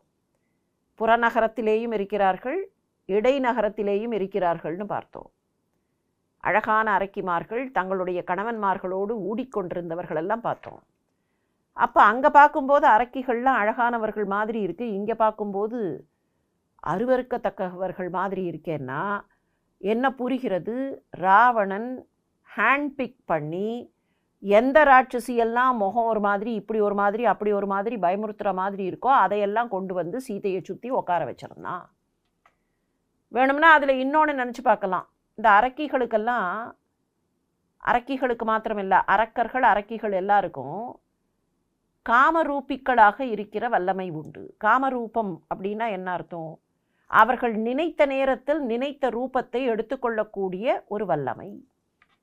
அதனால தான் சூர்பனகை கோரமான உருவம் கொண்டவளாக இருந்தாலும் ராமனுக்கு முன்னால் தோன்றும் போது ஒரு அழகான கதிர்வல்லி போல காமவல்லியாக வந்து நின்றாள். அப்போ ராவணன் என்ன பண்ணியிருக்கலாம்? இந்த அரக்கிகள்லையே இதையெல்லாம் இந்த மாதிரி கோர வடிவத்தை எடுத்துக்கோ, ஒன்று நரிமுகத்தோட போ, ஒன்று சிங்கமுகத்தோட போ, ஒன்று புலிமுகத்தோட போன்னு சொல்லி கோரமான வடிவங்களை எடுக்க வைத்து அப்படிப்பட்டவர்களை கொண்டு வந்து அங்கே உட்கார்த்தி சீதையை அச்சப்படுத்தி இருக்கலாம். இல்லை, இயல்பாகவே இது கோர வடிவம் கொண்ட அரக்கிமார்களாகவும் இருக்கலாம். ஆனால் என்ன தெரிகிறது? சீதையை சுற்றி உட்கார்ந்திருந்த அரக்கிமார்கள் அச்சுறுத்தக்கூடிய வடிவங்களை கொண்டவர்களாக இருந்தார்கள். எண்ணினுக்கு அளவிடல் அரிய ஈட்டினர், கண்ணினுக்கு அளவிடல் அரிய காட்சியர். கண்ணால புரிஞ்சுக்க முடியாத அளவுக்கு ஏதோ வித்தியாசமான காட்சியை கொண்டவர்கள். எண்ணினுக்கு அளவிடல் அரிய ஈட்டினர், கண்ணினுக்கு அளவிடல் அரிய காட்சியர், பெண் என பெயர் கொடு திரியும் பெற்றியர். ஆனால் பார்வைக்கு வெளித்தோற்றத்திற்கு பெண்ணுன்னு சொல்கிற மாதிரியான ஒரு தோற்றத்தோடு அவர்கள் இருக்கிறார்கள். பெண் என பெயர் கொடு திரியும் பெற்றியர், துண் என துயில் உணர்ந்து எழுந்து சுற்றினார். அப்படியே திடீர்னு ஒரு தூக்கி வாரி போட்டு அவர்கள் தூக்கத்திலே இருந்து எழுந்தார்கள். அடடா அப்படின்னு உள்ளத்தில் நடுக்கத்தோடு அவர்கள் எழுந்தார்கள். நாம் தூங்கிவிட்டோமே என்று தெரிந்தால் ராவணன் கோபப்படுவான் என்கிற நடுக்கம் அவர்களுக்கு வந்திருக்க வேண்டும். அந்த நடுக்கத்தோடு அவர்கள் எழுந்தார்கள். ஆயிடை உரை அவிந்து அழகன் தேவியும் நீ அனையவர் முகம் நோக்கி தேம்பினாள். அது தீ அனையவர் என்பதுதான் சரியான பாடம். ஆனால் பல பிரதிகளில் நீ அனையவர் என்று இருக்கிறது. படிக்கக்கூடியவர்கள் தயவு செய்து அவரவர்கள் அதை திருத்திக் கொள்ள வேண்டும். ஆயிடை உரை அவிந்து அழகன் தேவியும் தீ அனையவர் முகம் நோக்கி தேம்பினாள். அந்த சமயத்தில் ராமனுடைய மனைவி அழகன் தேவி பார்க்கிறாள். திரிசடைய தூங்குன்னு சொல்லிட்டா. ஆனால் அதே சமயத்தில் நெருப்பு மாதிரி இருக்கிற இந்த ராட்சசிகள்லாம் எழுந்து அவள் பக்கத்தில் நெருங்கி வருகிறார்கள். திரிசடைய தூங்குன்னு சொல்லி அவள் தூங்க போயிட்டா. இந்த சமயத்தில் இந்த பெண்கள் வருகிறார்களே என்பதை பார்த்து அப்படியே அடங்கி போய் உரை அவிந்து, அவிந்துனா என்ன? வெந்து, வெந்தது அப்படியே அடங்கும். இதுவரைக்கும் பேசிக்கொண்டிருந்த சீதை திரிசடையிடத்தில் பேசிக்கொண்டிருந்தவள் அப்படியே அந்த பேச்சு அடங்கி போய், பேச்சு மூச்சு அடங்கின்னு சொல்கிறோமா இல்லையா? திரிசடைகிட்ட பேசும்போது கொஞ்சம் மூச்சு விட்டு கொண்டு கொஞ்சம் தெம்பாக இருந்த சீதை அந்த பேச்சு மூச்செல்லாம் அடங்கி நெருப்பு மாதிரி இருக்கிற அவர்களுடைய முகங்களை பார்க்கிறாள். அழ ஆரம்பித்தாள். தீ அனையவர் முகம் நோக்கி தேம்பினாள். நாயகன் தூதனும் விரைவில் நண்ணினான். அந்த சமயத்தில் ராமனுடைய தூதனாக இருப்பவன் அந்த இடத்தை நெருங்குகிறான். ஓய்விலன் உயர் மரப்பனையின் உம்பரான். ஓய்வில்லாமல் சீதையை தேடிக்கொண்டிருக்கக்கூடிய அவன், இரவு பகலெல்லாம் சீதையை தேடிக்கொண்டிருந்த அவன் அப்போது நெருங்குகிறான். மேலே மரத்தினுடைய உயரத்தில் அங்கே உம்பர்வானத்தில் இருப்பது போல அவன் அமர்கிறான். உம்பரான் என்றால் உயரத்தில் இருப்பவன். பனை என்றாலே உயரம் என்றுதான் பொருள். உயர் மரப்பனையின் உம்பரான், அந்த மேலே இருக்கிற மரத்தின் கிளைகளில் அவன் போய் சேருகிறான். சிம்சுபா மரம் என்று இந்த மரம் அறியப்படுகிறது. அசோக மரம் என்று சொல்லுவார்கள். சிஞ்சுக மரம் என்றும் நூக்க மரம் என்றும் இந்த மரம் அழைக்கப்படும். அந்த மரத்தில்தான் சீதை உட்கார்ந்திருக்கிறாள். அந்த மரத்துக்கு அடியிலே இவன் மரத்துக்கு மேலே போய் உட்கார்கிறான். மரப்பனை என்கிற போது மரத்தின் உயரம் என்பது பொருள். மிக உயரமாக இருப்பதனால்தான் பனை மரத்திற்கு அப்படி ஒரு பெயர் வந்ததை தவிர இந்த இடத்தில் இது பனை மரம் என்று எடுத்துக்கொள்ளலாகாது. உயர் மரப்பனையின், பனை என்றால் கிளைகள் என்றும் ஒரு பொருள் வரும். அந்த கிளை தோன்றுகிற இடத்தில் உயர் மரப்பனையின் உம்பரான், அந்த பகுதியில் போய் மேலே அந்த கிளைகளின் பக்கத்திலே அவன் உட்கார்ந்து கொள்கிறான். அரக்கியர் அயில் முதல் ஏந்தும் அங்கையர் நெருக்கிய குழுவினர் துயிலும் நீங்கினர் இருக்குனர் பலர் இதற்கு ஏது என். அவன் வந்து உட்கார்ந்தான் இல்லையா? வானரமாக இருப்பவன் அந்த மரத்தின் கிளைகளில் வந்து உட்கார்கிறான். அப்போது பார்க்கிறான். கீழே அவன் பார்க்கும்போது சீதை சீதை என்று அவன் இன்னமும் உணரவில்லை. அந்த பெண் உட்கார்ந்திருக்கிறாள். சுற்றிலும் இருக்கிற அரக்கிமார்கள் தான் அவனுக்கு முதலில் தெரிகிறார்கள். நடுவிலே இருக்கிற சீதை அவனுடைய கண்களுக்கு இன்னமும் புலப்படவில்லை. அந்த அரக்கிகள் இப்படியும் அப்படியும் எழுந்து இங்கேயும் அங்கேயும் வேகமாக வந்து நெருக்குவதை பார்க்கிறான். அப்படி பார்ப்பவன் சொல்கிறான், அரக்கியர் இதெல்லாம் ராட்சசிகள், அயில் முதல் ஏந்தும் அங்கையர், விதவிதமான ஆயுதங்களை, வேல் முதலான ஆயுதங்களை கைகளில் ஏந்தி கொண்டிருக்கிறார்கள். நெருக்கிய குழுவினர், வேகமாக பக்கத்தில் நெருங்கி கொள்ளுகிறார்கள். இதுவரைக்கும் தூங்கி கொண்டிருந்தார்கள். கொஞ்ச தூரத்திலேருந்து பார்க்கும்போது இவர்கள் தூங்கி கொண்டிருப்பது தெரிந்தது. இதுவரைக்கும் தூங்கி கொண்டிருந்தவர்கள் இப்போது வேகமாக எழுந்து நெருக்குகிறார்கள் என்று தெரிகிறது. நிறைய பேர் இருக்கிறார்கள் என்று தெரிகிறது. எதற்கு இவ்வளவு வேகமாக எழுந்து இவர்கள் என்னமோ நெருங்கி நிற்கிறார்களே? இரவு நேரம்தானே இப்போது, இன்னமும் பொழுது விடியவில்லையே. ஏன் இவ்வளவு இவர்கள் வேகமாக எழுந்து வேகமாக ஏதோ நெருங்கி நிற்கிறார்கள்? என்ன காரணம் என்று சிந்திக்கிறான். அரக்கியர் அயில் முதல் ஏந்தும் அங்கையர் நெருக்கிய குழுவினர் துயிலும் நீங்கினர் இருக்குனர் பலர். இதுக்கு என்ன காரணம்? இதற்கு ஏது என்? ஏதுன காரணம். இதற்கு என்ன காரணம்? ஏன்னா பொறுக்கென அவரிடை பொருந்த நோக்கினான். இந்த ராட்சசிகள்லாம் இப்படி கூட்டமாக இருக்கிற ராட்சசி நிறைய பேர் ஏன் இந்த சோலையில் இருக்கிறார்கள்? இத்தனை பேர் இந்த இடத்துல, சரி அதுவும் ராத்திரி நேரம், ஏன் இப்போ வேக வேகமாக எழுந்து எல்லாரும் இப்படி பரபரப்பாக நிற்கிறார்கள்? என்ன காரணம் என்று அவர்களுக்கு இடையிலே என்ன என்று அப்போதுதான் பார்க்கிறான். பொறுக்கென அவரிடை பொருந்த நோக்கினான். அவர்களுக்கு இடையிலே என்ன நடக்கிறது என்று பொருந்தி பார்க்கிறான். விரிமழை குலம் கிழித்து ஒளிரும் மின்னென கருநிறத்து அரக்கியர் குழுவில் கண்டனன். அந்த கனகரேல்னு இருக்கிற அரக்கிமார்கள் கூட்டத்தில் நடுவில் அப்படியே மின்னல் வெட்டுகிற, நல்ல மழை மேகத்தை கிழித்து கொண்டு வெட்டுகிற மின்னல் போன்ற பிரகாசத்தோடு ஒருத்தி இருப்பதை காண்கிறான். விரி மழை குலம் கிழித்து ஒளிரும் மின், நல்ல கருமேகம், அதில் நடுவில் பளிச்சுன்னு வெட்டினா ஒரு மின்னல், எவ்வளவு பிரகாசம்! அப்படிப்பட்ட பிரகாசத்தோடு கரிய நிறம் கொண்ட அந்த அரக்கிமார்களுக்கு நடுவில் பார்க்கிறான். குறுநிறத்து ஒரு தனிக்கொண்டல் ஊழியான் இரு நிறத்து உற்றவேற்கு இயைந்த காந்தத்தை. குருனா பிரகாசம்னு அர்த்தம். நல்ல பிரகாசமான ஊழிக்காலத்தில் தான் மாத்திரம் இருக்கிற ஒரு தனி கொண்டலாக, தனி மேகமாக இருப்பவன்.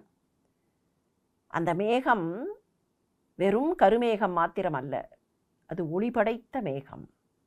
கார் ஒளி வண்ணன், ஊழிக்காலத்தில் தன்னந்தனியனாக ஊழி முதல்வனாக இருக்கிற கரிய நிற மேனி படைத்த பிரகாசமான ராமன் இருக்கிறானே, அந்த ராமனுக்கு உற்றவளாக இருக்கிற, ராமனுக்கு காந்தமாக இருக்கிற இவளும் கூட மின்னல் போன்ற பிரகாசம் கொண்டவள். இரு நிறத்து உற்றவேற்கு இயைந்த காந்தத்தை அங்கே பார்க்கிறான். இன்னமும் சீதைன்னு அவன் உணரல. அங்க பார்ப்பது கவிக்கூற்று வருகிறது. அவள் யார் தெரியுமா? மின்னல் போல இருப்பவள். கரிய நிற அரக்கிமார்களுக்கு நடுவில் குறுநிறம் பிரகாசம், இருநிறம் பிரகாசம், ராமனுடைய பிரகாசமும் அந்த ராமனுக்கு காந்தமாக மிகுந்த பிரகாசத்தோடு இருக்கிற அவளை பார்க்கிறான். அவளை பார்ப்பவன் கடக்காரும் அரக்கியர் காவல் சுற்று உளாள் மடக்கொடி சீதையாம் மாதரே கொலாம். இத்தனை ராட்சசிமார்களுக்கு நடுவுல ஒத்தி இருக்காளே இவர்கள் காவல் காக்கும்படியாக, அப்படின்னா இவதான் சீதையா? இவள்தான் அந்த சீதை என்கிற பெண்ணாக இருக்குமோ? கடக்க அரும் அரக்கியர் காவல் சுற்றுளாள் மடக்கொடி சீதையாம் மாதரே கொலாம். கடல் துணை நெடிய தன் கண்ணின் நீர் பெரும் தடத்திடை இருந்தது ஓர் அன்னத்தன்மையாள். அவ கண்ணிலேந்து கண்ணீர் கொட்டுகிறது. கண்ணின் நீர் பெரும், அப்படியே கண்ணிலேந்து கொட்டுகிற அந்த நீர் பெரிய தடமாக ஒரு அருவியாக கொட்டுகிறது. கண்ணின் நீர் பெரும் தடம். அது அவளை சுற்றி ஒரு கடல் தடாகம் வைத்தது போல ஒரு பெரிய தடாகம் ஆகிவிடுகிறது. கடல் துணை நெடிய என்பதற்கு இன்னொரு வகையிலேயும் பொருள் உண்டு. கடல் அளவுக்கு பெரிய கண்கள், கடல் துணை நெடிய, கடல் போன்ற தன்னுடைய பெரிய கண்களில் அப்படியே கண்ணீர் கொட்ட, அந்த கண்ணீர் அவளை சுற்றி ஒரு பெரிய பொய்கையாக இருக்க, அந்த பொய்கையில் ஓர் அன்னம் இருப்பது போல அவள் இருக்கிறாள். அன்னத்தன்மையாள், அன்னத்தின் தன்மை கொண்டு. குளத்தில் அன்னம் இருக்குமே, அப்படி அவள் கண்ணீர் குளத்தில் அன்னமாக இருக்கிறாள்.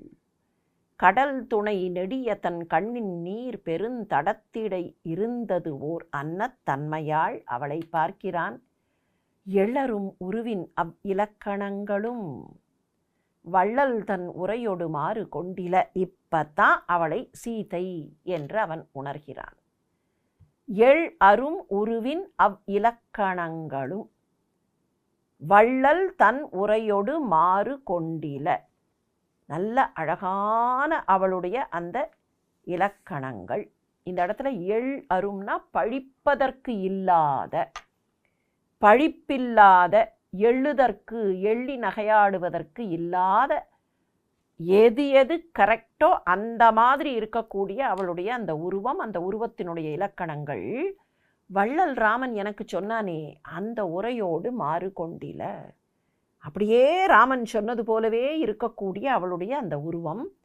கள்ளவாள் அரக்கன் அக்கமலக்கண்ணனார் உள்வுரை உயிரினை ஒழித்து வைத்தவா. நல்ல ராட்சசண்டா இவன். கள்ளவாள் அரக்கன், கள்ளத்தனம் பொருந்திய கையில் வாழ் வைத்து கொண்ட அரக்கன் என்ன செய்து விட்டான்? கமலக்கண்ணனார், தாமரை கண்ணனாக இருக்கிற ராமனுக்கு உள்ளத்திற்குள்ளேயே இருக்கிற உயிர் இவள்தான். இவள்தான் அந்த ராமனுடைய உயிர்.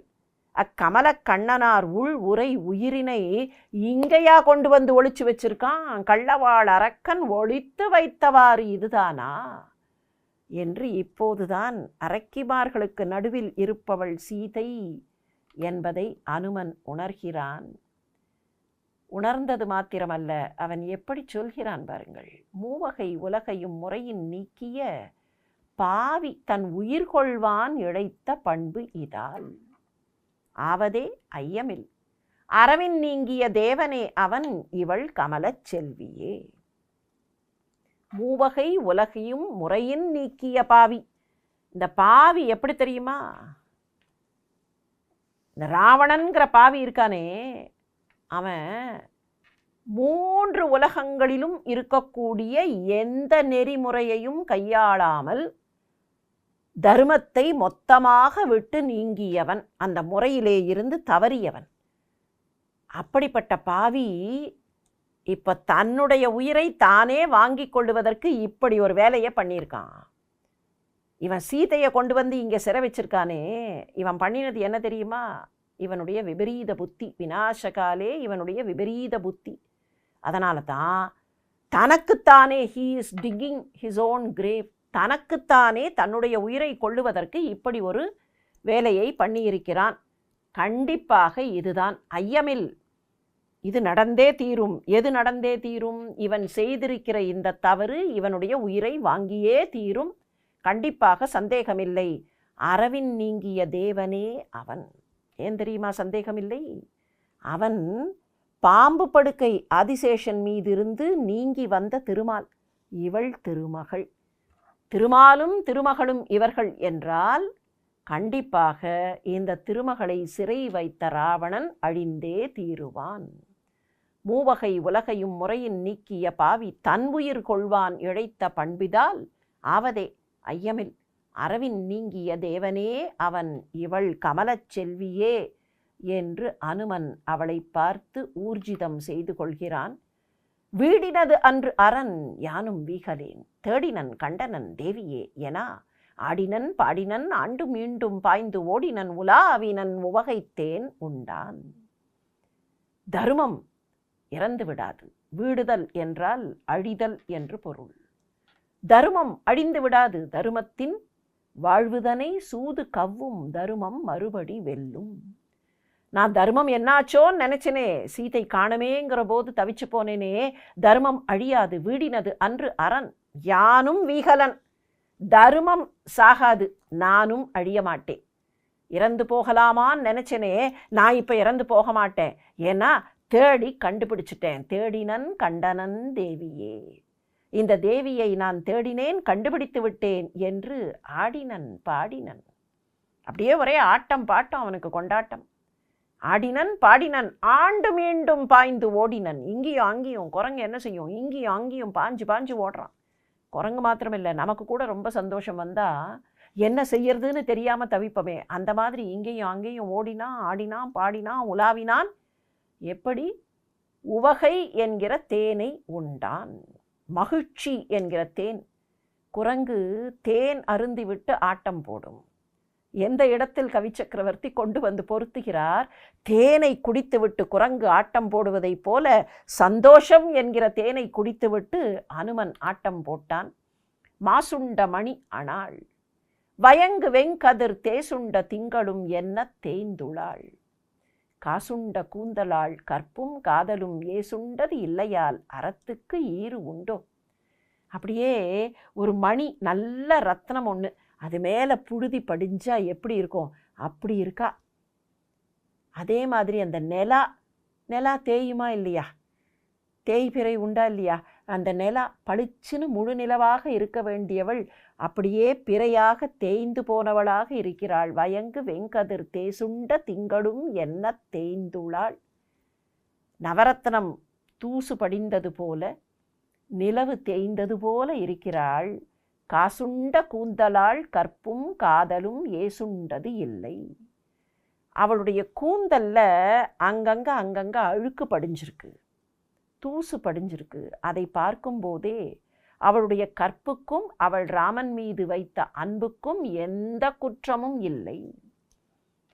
ஒரு பெரிய விஷயத்தை ரொம்ப நுணுக்கமாக சுருட்டுகிறார் கவிச்சக்கரவர்த்தி. ஒரு பெண் தன்னுடைய நாயகனோடோ அல்லது தன்னுடைய தலைவனோடோ உடன் இருக்கிறாள் என்றால் தன்னை அலங்காரம் செய்து கொள்வாள். கூந்தல் இப்படியும் அப்படியும் கலைந்திருக்காதபடிக்கு அதை பக்குவமாக திருத்தி வைத்திருப்பாள். ஆனால் இங்கே சீதை உட்கார்ந்திருப்பதை பார்க்கும்போதே அவளுடைய கூந்தலில் தூசு தெரிகிறது. அப்படியானால் அவள் எந்த அலங்காரமும் இல்லாமல் நிலவு தேய்ந்ததைப் போல இருக்கிறாள் என்கிற போதே இவள் ராமனையே நினைத்து கொண்டு இவ்வளவு வசதிகள் இருக்கிற இந்த இடத்தில் கூட அந்த வசதிகளை தனக்காக்கி கொள்ளாமல், தன்னுடைய அலங்காரம் தன்னுடைய அணிகலன் என்று பார்க்காமல் ராமனையே நினைத்து கொண்டு உட்கார்ந்திருக்கிறாள் என்பது புரிகிறது. எனவே இவளுடைய கற்புக்கும் காதலுக்கும் எந்த விதமான சேதமும் இல்லை. காசுண்ட கூந்தலாள் கற்பும் காதலும் ஏசுண்டது இல்லை, அதற்கு எந்த தீங்கும் இல்லை. அது மாத்திரமல்லை, அது பழிப்புக்கு உள்ளாகவில்லை. இவளுடைய காதலும் கற்பும் எந்த விதத்திலேயும் பழிப்புக்கு உள்ளாகவில்லை என்று அனுமன் எண்ணி பார்த்துவிட்டு, அறத்துக்கு ஈறு உண்டோ, தர்மத்துக்கு எங்கேயாவது தப்பு வருமா, தர்மத்துக்கு எங்கேயாவது குந்தகம் வருமா என்று எண்ணி பார்க்கிறான். புனைகடல் ராகவன் பொன் புயத்தையோ, வனிதையர் திலகத்தின் மனத்தின் மாண்பையோ, வனை கடல் அரசரின் வன்மை மிக்கிடும் சனகர்தம் குலத்தையோ யாதை சாற்றுகேன். இவள் இப்படி உட்கார்ந்திருக்கிறாளே, தர்ம தேவதையாக இவள் உட்கார்ந்திருக்கிறாளே, இதற்கு, இந்த பெருமைக்கு நான் எதை சொல்லுவேன்? இதன் பெருமைக்கு காரணம் என்ன? ராகவனுடைய அந்த தோள் பராக்கிரமம்தான் காரணம் என்று சொல்வேனா?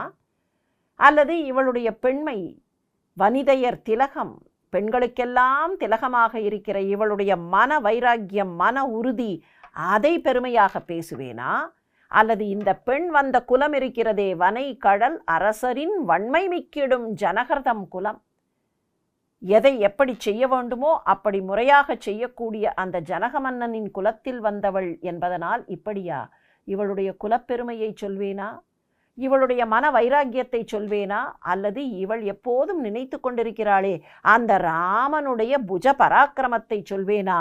எதை சொல்வேன் என்று, எதை சொல்வேன்னா என்ன அர்த்தம்? இதுக்கு எது காரணம்? நான் எதை பாராட்டுவேன், எதை போற்றுவேன்?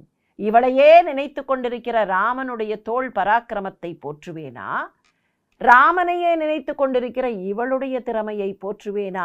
எதை போற்றுவேன் என்று அனுமன் வியக்கிறான்.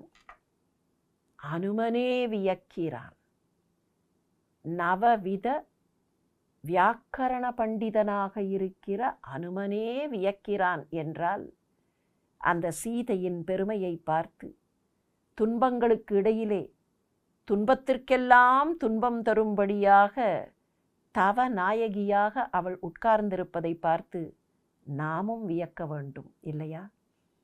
அனுமனுக்கே வாய் வரவில்லை, எதை சொல்வது என்று அனுமனுக்கே வாய் வரவில்லை என்றால் நமக்கெல்லாம் எப்படி? எனவேதான் ஒரு வார காலம் அந்த சீதையின் தோற்றத்திலேயே, சீதையின் வெளிப்பாட்டிலேயே மயங்கி, வாயற்று வார்த்தைகளற்று, சீதையை கவிச்சக்கரவர்த்தி சொன்னாரே உரை அவிந்து என்று, அப்படி உரை அவிந்து காத்திருப்போம். அடுத்த வாரம் சந்திப்போம். அதுவரை நன்றி, வணக்கம்.